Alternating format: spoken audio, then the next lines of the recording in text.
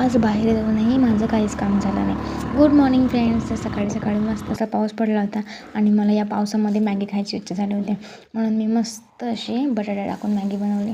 तुम्ही एकदा नक्की ट्राय करून बघा, खूप छान लागते. माझी तर फेवरेट आहे. मस्त कांदा, टोमॅटो, मिरची, शिमला मिरची, आलू टाकून मस्त मॅगी बनवली.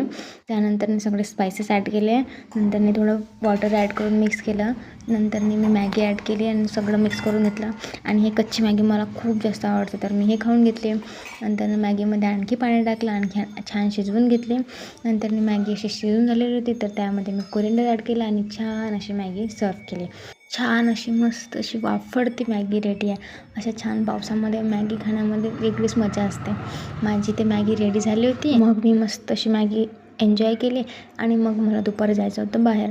जायचं तर डॉक्टरकडे होतं, पण तिथे जाऊनही काहीच फायदा नाही झाला. डॉक्टरच नव्हतं, तर परत यावं लागलं. आणि सायंकाळी आजचा बाजार होता, तर चिवडा एन्जॉय केला.